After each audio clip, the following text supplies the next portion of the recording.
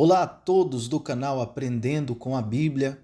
Hoje nós vamos ouvir um pouco acerca da história de Neemias, o responsável por restaurar os muros de Jerusalém em 52 dias.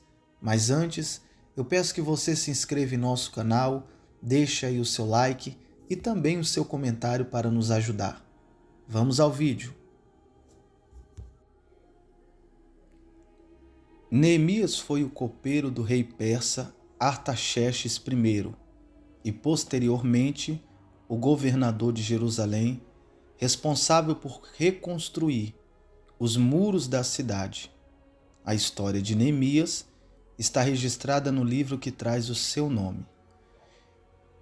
Esse livro do Antigo Testamento é a única fonte de referência que nos ajuda a saber mais sobre quem foi Neemias. Porém, ele nos fornece detalhes importantes para que possamos compreender a atuação desse homem levantado por Deus para executar um trabalho tão importante no período após o cativeiro babilônico. Neemias era filho de Eucalias e fazia parte da geração de descendentes daqueles que foram levados para a Babilônia pelo rei Nabucodonosor. Após a queda do Império Babilônico, diante do medo persa, Neemias apareceu na narrativa bíblica com notoriedade. O nome Neemias significa "o Senhor consolou". O fato de o texto bíblico não fazer nenhuma menção sobre a esposa ou filhos de Neemias, muitos intérpretes sugerem que ele possa ter sido um eunuco, porém não há nada conclusivo sobre isso. Na corte persa, Neemias possuía um cargo muito importante e de grande responsabilidade, pois ele era o copeiro pessoal do rei persa Artaxerxes I. Isso fazia dele um membro da corte real, que possuía grande influência e prestígio devido à sua proximidade com o rei e à confiança que ele desfrutava, já que seu trabalho não envolvia apenas escolher o vinho do rei, mas evitar que ele fosse envenenado. No 20º ano do reinado de Artaxerxes, entre novembro e dezembro de 446 a.C., Neemias recebeu notícias sobre a situação caótica em Jerusalém e a miséria de seu povo. Além disso, ele também ficou sabendo que os muros da cidade estavam destruídos e os seus portões queimados, em Neemias capítulo 1. Isso fez com que Neemias ficasse bastante angustiado, e ele jejuou e orou pedindo misericórdia de Deus. Depois, entre março e abril de 445 a.C., enquanto servia na corte, o rei percebeu a tristeza no semblante de Neemias e lhe perguntou qual era o motivo de sua tristeza. Neemias explicou seu problema ao rei e conseguiu dele a permissão para retornar a Jerusalém e reconstruir os muros da cidade. Além do material necessário para tal empreendimento, o texto bíblico deixa bem claro que tudo isso aconteceu porque a mão de Deus era com Neemias, em Neemias capítulo 2, versículos do 1 ao 8. Após obter a autorização necessária, Neemias partiu para Jerusalém.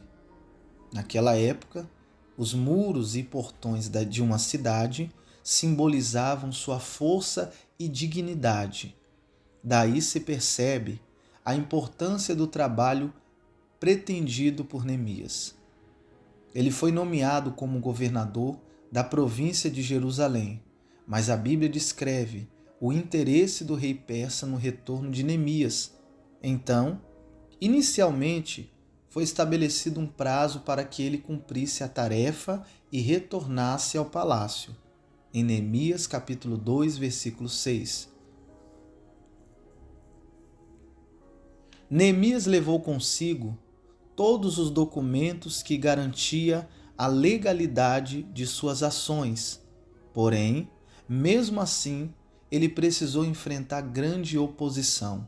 Na verdade, desde o tempo dos reinados de Ciro, entre 559 e 530 a.C., e Dario I, que foi de 522 a 486 a.C., houve oposição contra a reedificação de Jerusalém.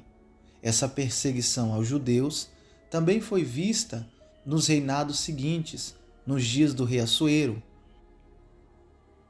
e do próprio Artaxerxes. A grande oposição contra o trabalho de Neemias partiu da parte de Sanbalate, o Horonita, Tobias, o Amonita, e Gésem, o Arábio.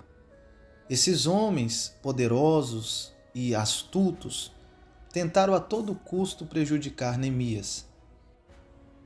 Essas três pessoas, juntamente com os seus aliados, afligiram insultos e zombarias, arquitetaram ataques armados, planejaram uma emboscada para capturar Neemias e fazer-lhe o mal.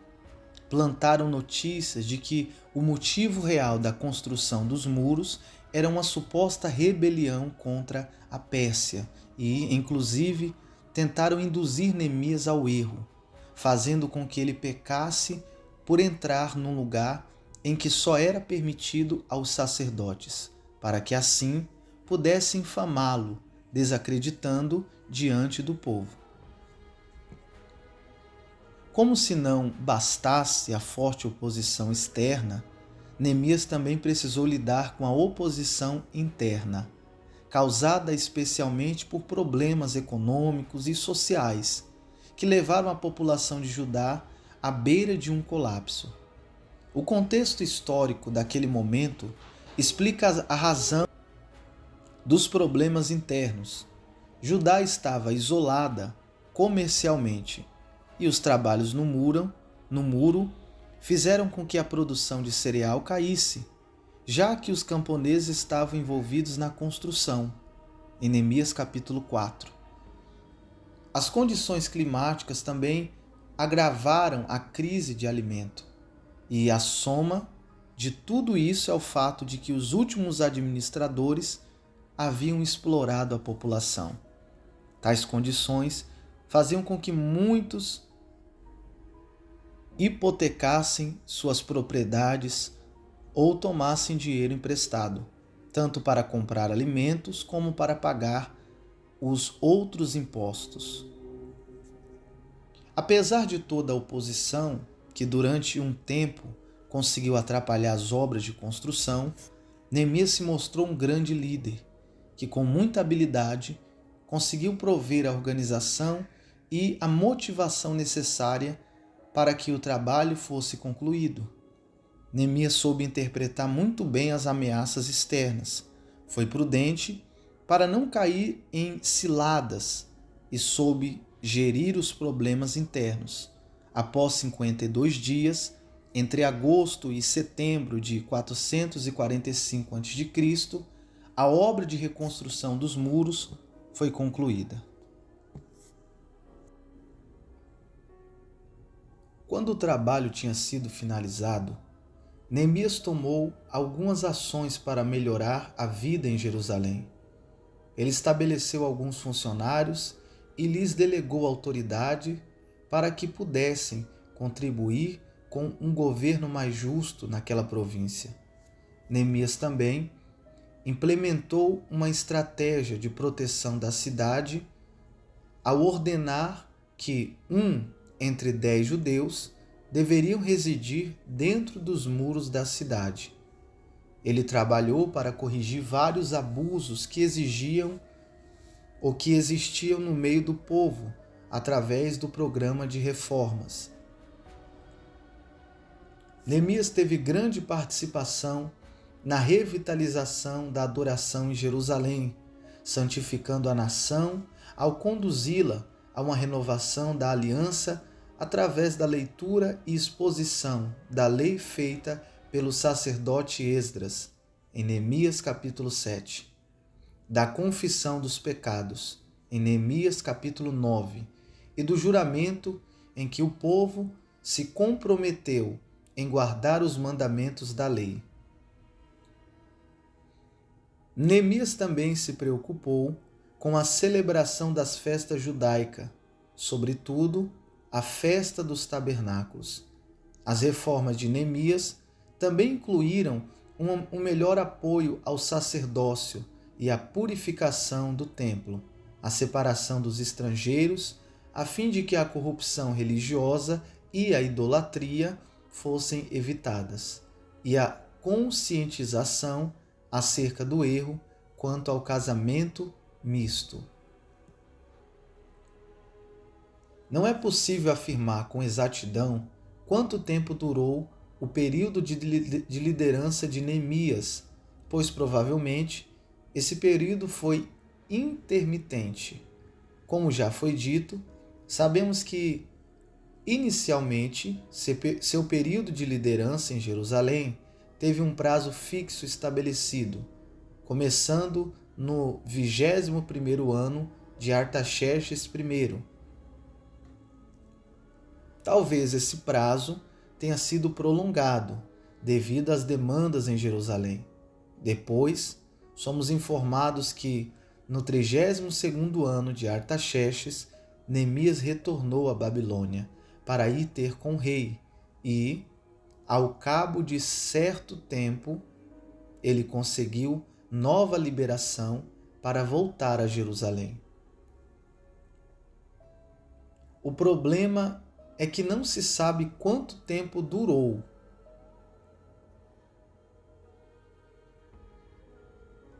O problema é que não se sabe quanto tempo durou esse período em que Neemias esteve ausente de Jerusalém.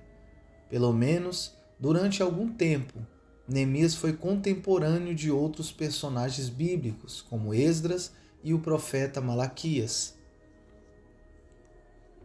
Outra questão bastante discutida é sobre a relação entre o ministério de Neemias e Esdras, no caso, para se determinar quem chegou primeiro a Jerusalém. A tradição sempre afirmou que Esdras foi o primeiro a chegar, mas algumas interpretações modernas tentam contestar essa afirmação, invertendo essa ordem. De qualquer modo, o contexto ou conteúdo do livro de Neemias aponta para a sugestão mais tradicional e é amplamente aceito que Esdras foi o primeiro a chegar. Neemias e Esdras aparecem juntos em algumas ocasiões, como na leitura da lei e a dedicação do muro da cidade. Também quando falamos sobre a história de Neemias, é importante saber que existem outros dois personagens bíblicos com esse mesmo nome e que não devem ser confundidos com esse Neemias que reconstruiu os muros de Jerusalém. O primeiro foi um exilado que retornou do exílio com Zorobabel, e o outro era o filho de Asbuque, que também ajudou nas obras da reconstrução do muro. Neemias foi um homem de caráter. Ele é descrito como uma pessoa de oração, e Deus abençoou seu trabalho poderosamente. Ele era um líder talentoso e carismático, que expressava um patriotismo inspirador. Neemias era íntegro, rígido com relação à justiça e demonstrava grande humildade, bondade e piedade. Ele possuía uma fé verdadeira no Deus de Israel e era especialmente comprometido com o zelo pelo culto ao Senhor. Diante de tantas afrontas e perseguições, é inegável que Neemias foi um homem determinado, concentrado, dedicado e persistente, por ser um líder nato. ele conseguiu transmitir tais características a ponto de formar um grupo que, juntamente com ele, não desistiu da obra que deveria ser realizada. Com base na história de Neemias, percebemos que ele era uma pessoa de ação e, impulsionado por sua fé, ele não ficava apenas esperando que algo sobrenatural acontecesse. Antes, se esforçava para fazer o que tinha de ser feito.